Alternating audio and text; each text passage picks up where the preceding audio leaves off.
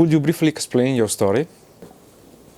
Yeah, well, back in, I was the financial controller for the Committee of the Regions, which is a smaller institution, but certainly potentially important one, which was set up under the Maastricht Treaty back in 1993, and I became financial controller in 2000.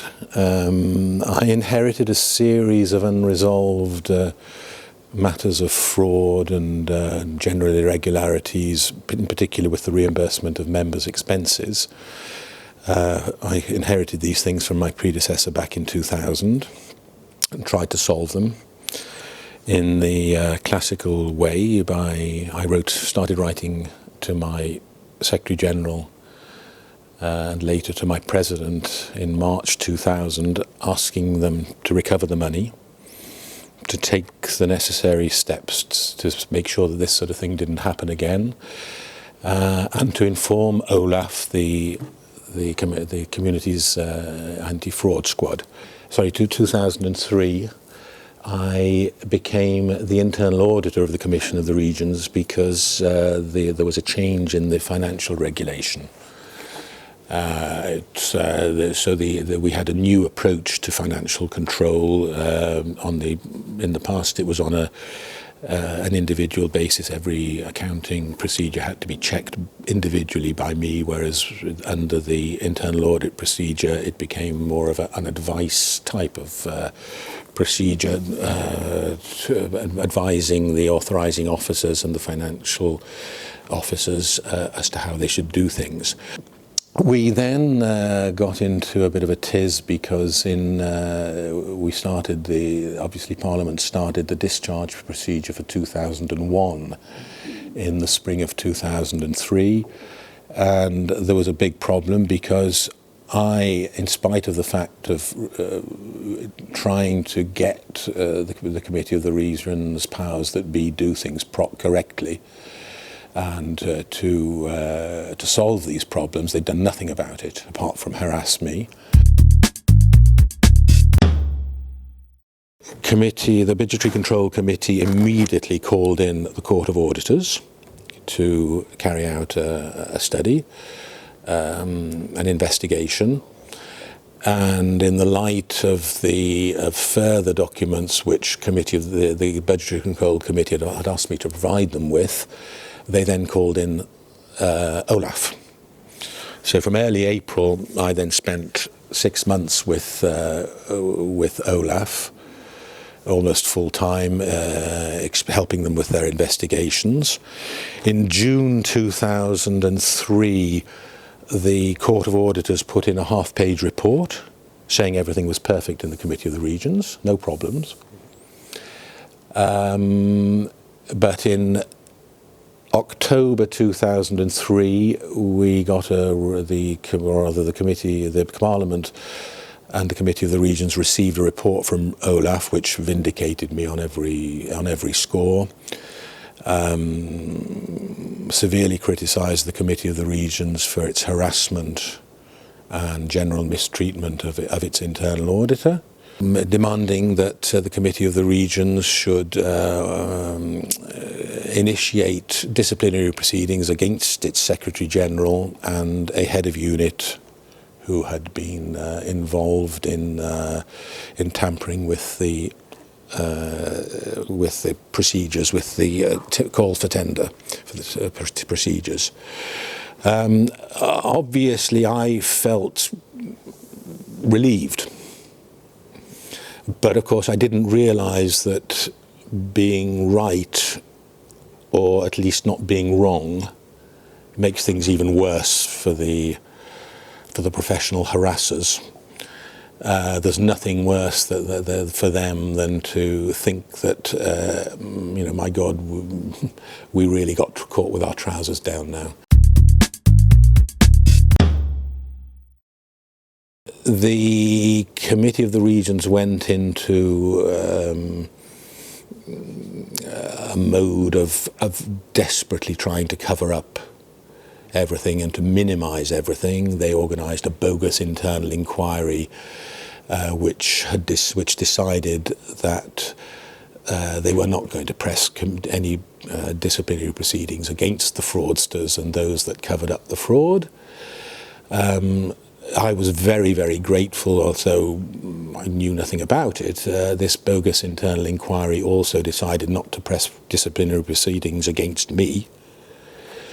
I was surprised because obviously it's a bit Kafkaesque, this sort of thing, because nobody had said, and nobody had never been any whiffer of a suggestion that there should be disciplinary proceedings against me. So in fact, at the end of April, early May 2004, when the Secretary General wrote to me to give me the good news that there were going to be no disciplinary proceedings against me, I wrote to him to ask me to say, thank you very much, could you tell me what it was all about? I have never had a reply. So I can only presume that I was, well, I don't know. I don't know what the charges were against me. In the meantime, the Parliament adopted its resolution in January 2004, condemning the institutional and individual harassment of the Committee of the Regions internal auditor,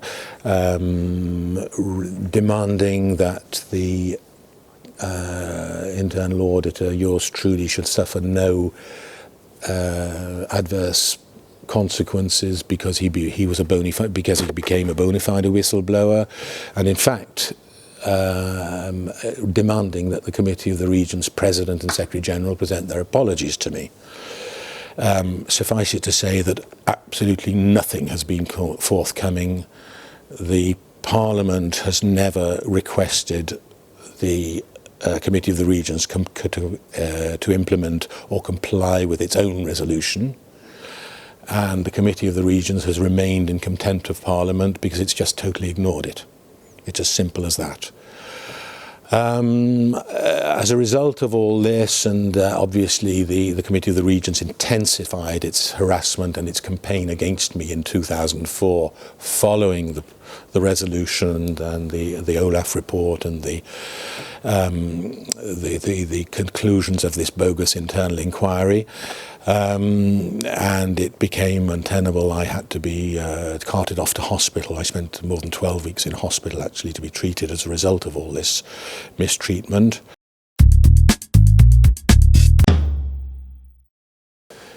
So since I was put out to grass in 2007, I've had two court judgments in my favour, two European court judgments in my favour, which condemned, severely lambasted the Committee of the Regions for its illegal behaviour towards me.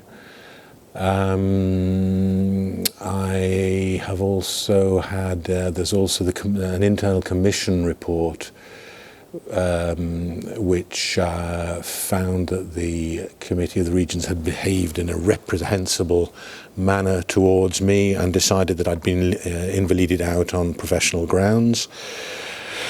Unfortunately, for the moment, the Committee of the Regions is in contempt of court as well as contempt of Parliament because it's refusing to implement the judgment which the European Court gave on the 7th of May 2013.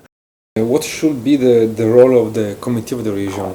Well, just very quickly, the Committee of the Regions is the newest institution which was set up under the in 1993 under the Maastricht Treaty as a forum for debate for the regional and local authorities within Europe to have its say in European legislation and the whole European process. It's all on the basis of what they call subsidiarity, which is a very important principle within the European legislative system. How many cases of non-transparency occur in the European Union? When you talk about non-transparency, I would think that there are unlimited cases. I think there's much more non-transparency. You mean with regard to fraud, for example, or whistleblowers? I don't think that we're very good on transparency within the European Union. Certainly, there's a degree of openness, but openness up to a certain point. And somebody would have to try and explain to me why, in my particular case, the institutions seem to have decided that the fraud, which was undoubtedly committed, which has been confirmed by everybody and all the authorities involved, should be covered up. Why there was no action taken on that in that respect, and why, in a totally untransparent manner, the only person who has suffered any adverse consequences seems to be the whistleblower, yours truly. It always seems to be the case. They always shoot the pianist, rather than trying to change things for the better.